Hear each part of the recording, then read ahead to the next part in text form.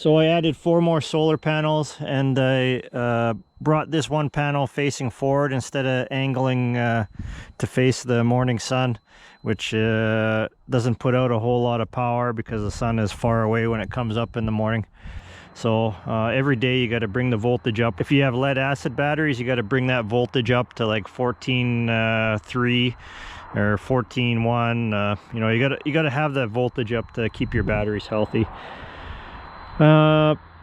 So midday it was getting a lot of amps, putting a lot of amps into those batteries. It was working okay, and then temperature went down, and we're transitioning from fall into winter now.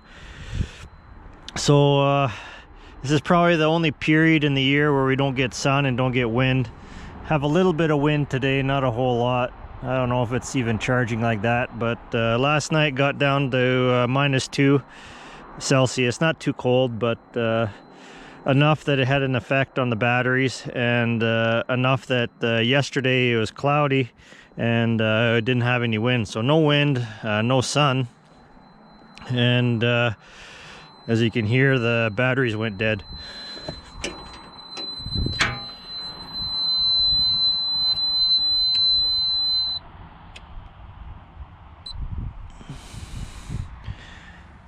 I'm up to 11.8 now. That's with the windmill going for a little bit and the sun almost coming out now. But yesterday was really dark and no wind. Day before was really dark and no wind. And today should get a little bit of sun later in the day, but not enough to charge the batteries fully. And I need something to put out a fair amount of amps every now and then. You know, like every now and then when you have a couple days where there's no sun and no wind, I got to keep the batteries healthy, and I don't want to bring out the generator and plug in the battery chargers to charge the batteries. And the battery chargers don't really put out enough to charge 3 big batteries like that. Each one of those batteries is equivalent to 2 car batteries. So it takes a pretty big battery charger to charge all those up. You know, a little 20 amp charger isn't going to do it. So, yeah, battery chargers are out of the question. Even if I get a 50 amp charger, every time you step down voltage from a high voltage to a lower voltage, the only way they do that is with a transformer. So you're losing some power there too. And I probably burn a lot more power running a 50 amp battery charger off the generator, and I only have a 2500 watt generator, and I don't know if that would do it. It handles the 30 amps, which what I got hooked up right now. I have 2 battery chargers, one 20 and one 10 amp, but 30 amps is not enough to charge those batteries up completely and keep them healthy on the days where there's no sun and no wind. So my plan is to get a little engine and get an alternator, because even in a small car like my smart car there, that has a 80 amp alternator in it. So that alternator puts out 80 amps of charging. And I have a heavy truck alternator that puts out 120, 140 amp of charging.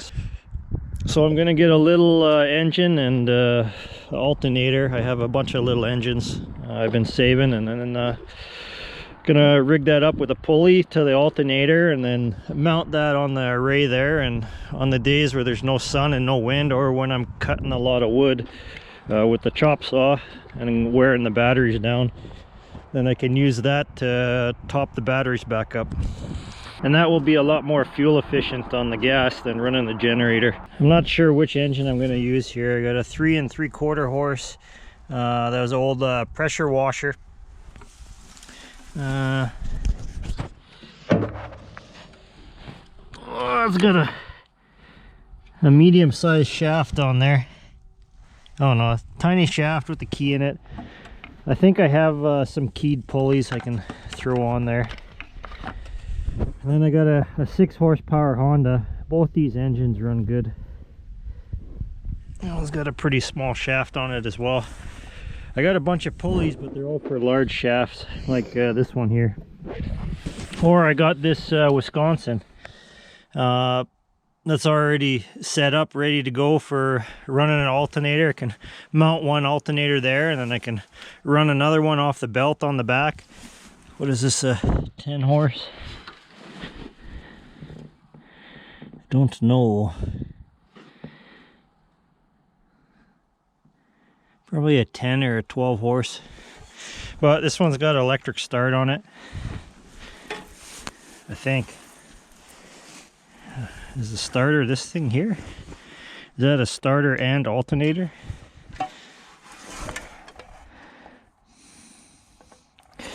Yeah, it must be. It must be a starter and alternator. So I never played with one of those before. I'll have to see how that works. So I'll check this one out. If it's got it starts and it runs, seems to have compression. Yeah, so this is my number one option here. Yeah, I'll see how it goes. See if I can get this one running. The other two I know run well. I just got to throw gas in them and throw a pulley on it. So I'll see what I have for pulleys, and I'll see if I can get this old engine running here. And that's my number one, because this one is heavy too. What I need on that array is more weight on the base. So yeah, that'll add some weight to it for sure. I have 3 alternators. Here's your typical alternator from a mid-size car. This is from a 3-ton truck I put in my pickup truck at one time, and I converted it over to a serpentine belt pulley. But this alternator drew too much. Well, the serpentine belt couldn't handle it, and I had to crank up the belt really tight, and then even then it was still squealing on startup. And then here's one out of a semi truck. This was on a Cummins 400, I think, out of a Ford 9000. No, it was out of a Hayes. It was out of a Hayes truck. So I'm not sure how many amps all these are, but if I had to guess, I would say 70 amps, 100 amps, 150 amps. I have my 3 engines here. I'm going to see if I can get this one fired up. If not, I'll use the 2 smaller ones. I'm kind of leaning towards the Honda, because Hondas tend to start pretty easily in the wintertime.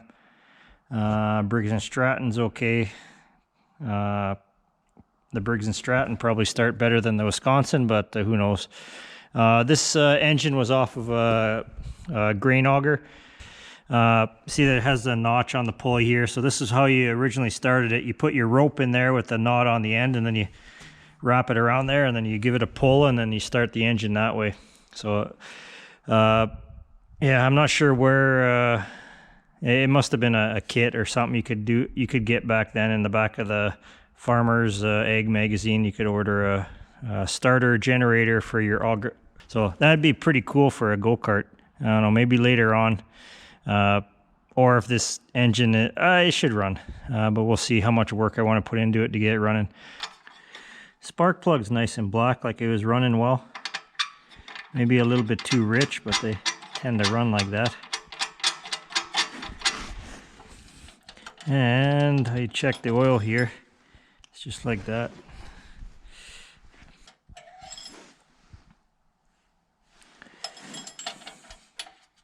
Okay, battery's connected. Let's give her a try.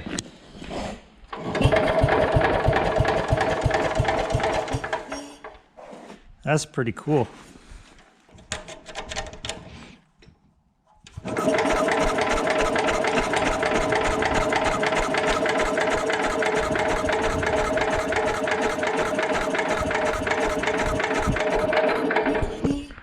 Doesn't have any spark, but it could be a bunch of things, so I'll check it out and see if I can't get it to spark. And look at that, it's got some points in it. So that's probably what's going on. Oh yeah, those contacts are just totally corroded. So points are cleaned up. I just ran some sandpaper in there, scraped off the corrosion with my knife, and then ran some sandpaper in there. And oh, I got a nice big spark to start with, but there we go. That'll do it. Ah.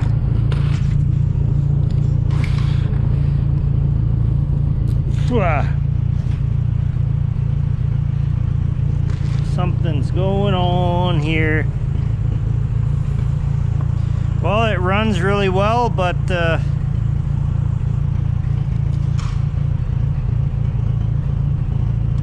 don't know, something shorted out. Yeah, it runs great. Okay.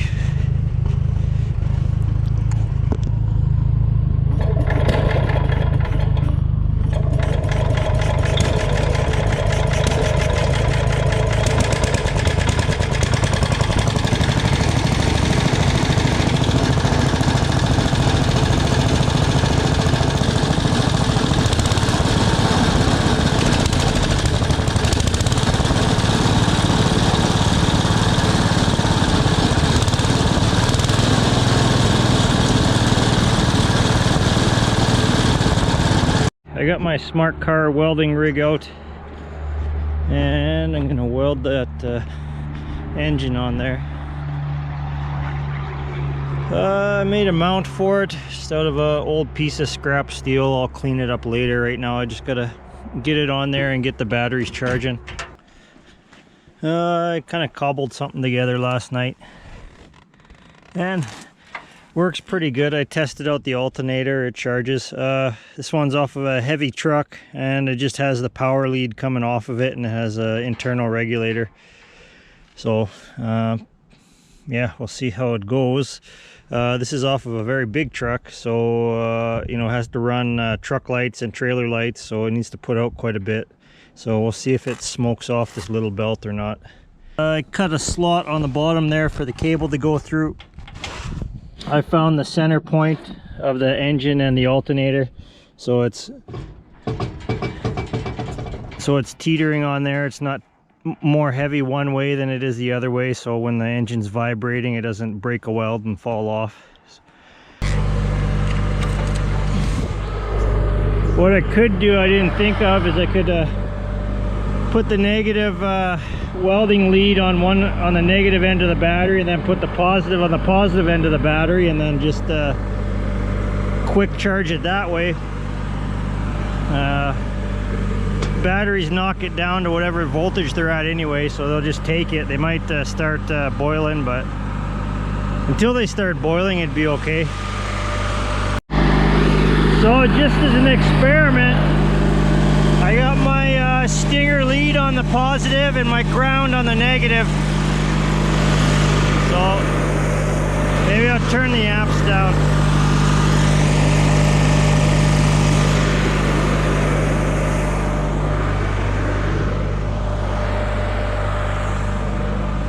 And just as an experiment, turn the inverter off. I don't want to fry that.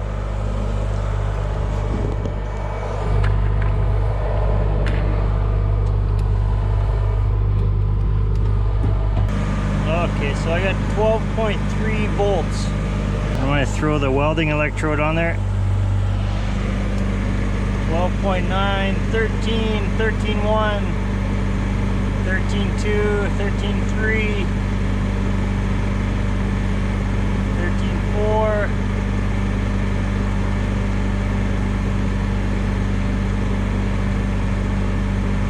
And the electrode is getting too hot to hold, but it's still going. 13.3.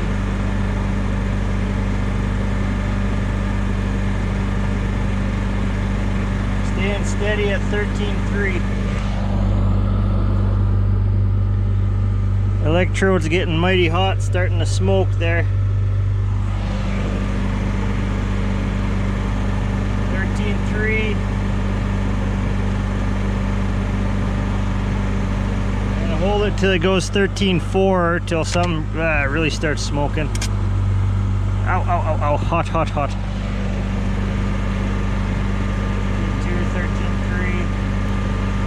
Oh, 13.5. But I think that's coming from the solar panels. Okay, so that proves that you can charge up a battery bank with a welder. and not have the voltage spike all crazy, but I would turn your inverter off first. And that's getting too hot to hold. Okay. 70, 100. I'll try 90, 135. Okay. What do we got there? Oh, 13.5, 13.7 right away. 13.8. 13.9. 13.8. My electrode slipped. Yeah, 13.8. 13.7. That's because the sun is going down. So even the welder isn't putting out enough to charge these batteries up. Okay. That's enough dicking around.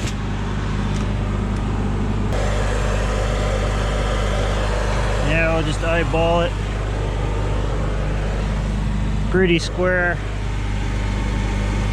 Pretty square. Okay, so I'll weld that sucker in place really good so the welds don't break off. And then I'll run the positive to the positive battery and the negative to the negative. And we'll start this sucker up and see how much she charges up. Okay, engine's bolted down. I got the positive to positive, negative to negative, just right on the block. So negative from the batteries in the box there comes to the crankcase, and crankcase back to the ground on the generator or alternator, and then positive to the positive coming in from the battery bank there. And yeah, got my belt tight, threw some washers in there, tried to get it a little bit more aligned. And so currently we're at 12.2 volts.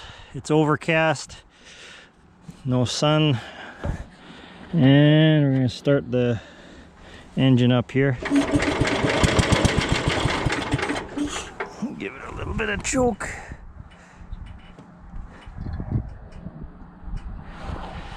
We're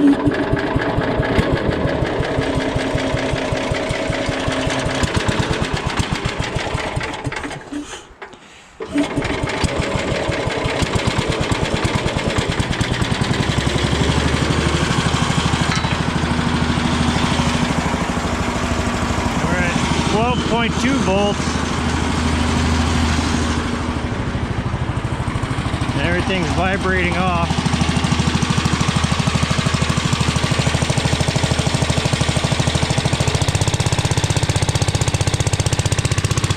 Definitely working hard. Yeah, there's some load on that, all right. Maybe I did have a big enough engine. Look at that. 12.9, 13 volts. 13.1. The welder wasn't even doing that good.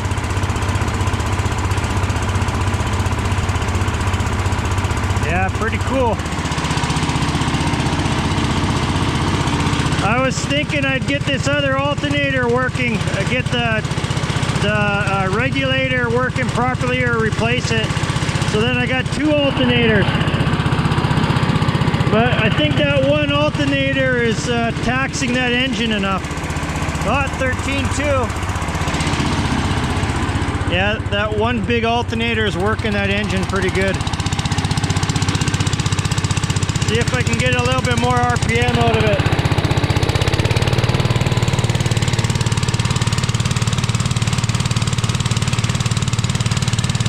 Hey, that's pretty cool, man. That's pretty cool. Ah, 13.3.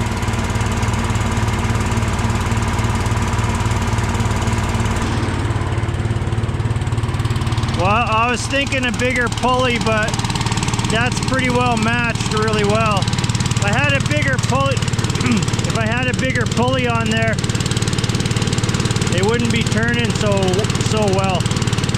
It'd be really bogging it down. I think the way it's at now is perfectly matched.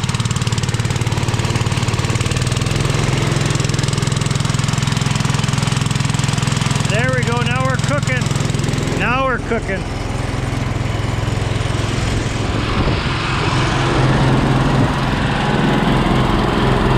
Still at 13.3. It'll probably hold that for a while.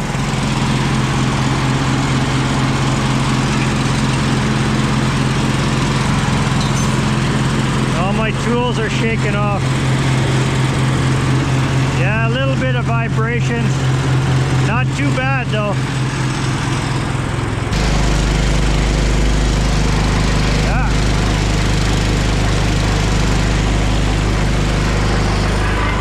Yeah, I need some rubber mounts on that thing. We dropped back down 13.2. I wonder why.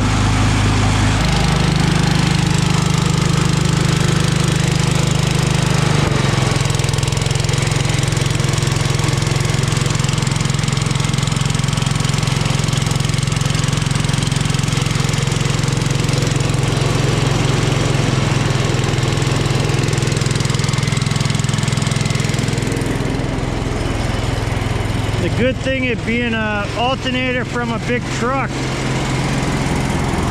is they don't need to turn at a high RPM. The sun went behind the thicker cloud is what happened. That's why it dropped voltage. So I'm maxing out that alternator right now. Oh, there we go. Back at 13.2.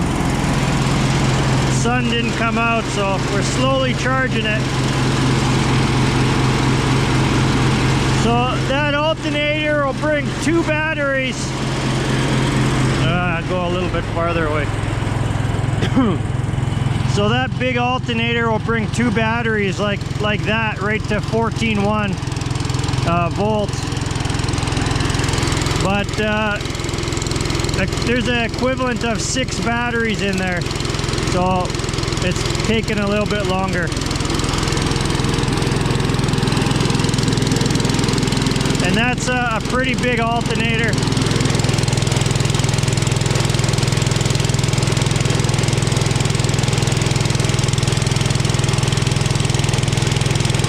It's getting hot. Hopefully I don't cook it. So, yeah, it's a pretty big alternator. So right now it's charging at 100 amps, probably somewhere around there. I would imagine if that alternator is functioning properly, then it's charging at 100 amps.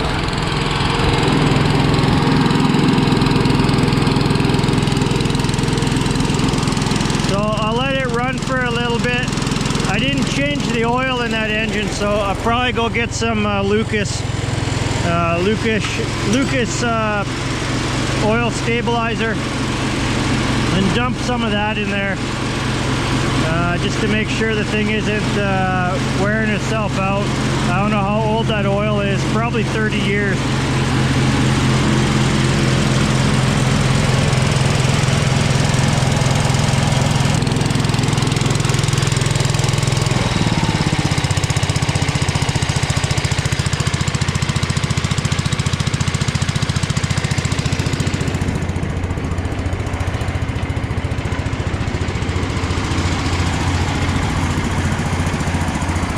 And the voltage dropped.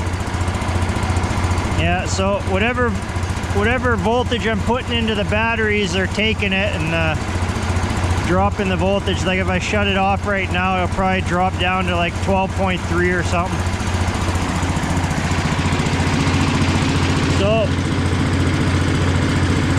So what I found is back up to 13 almost.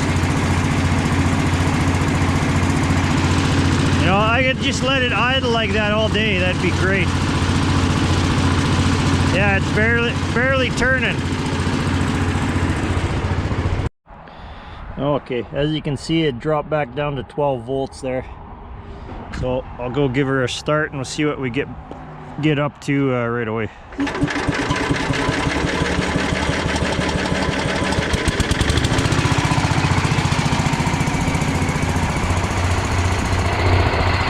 There's idle, 12.4.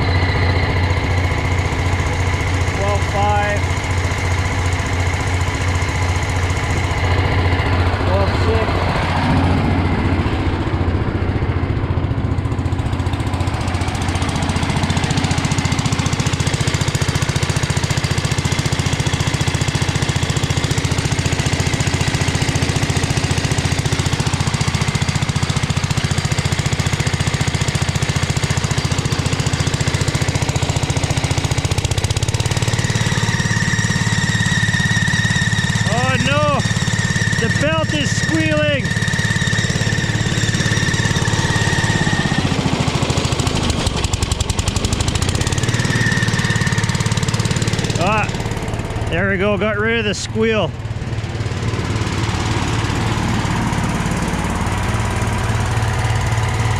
back up to 13 volts, 13.1.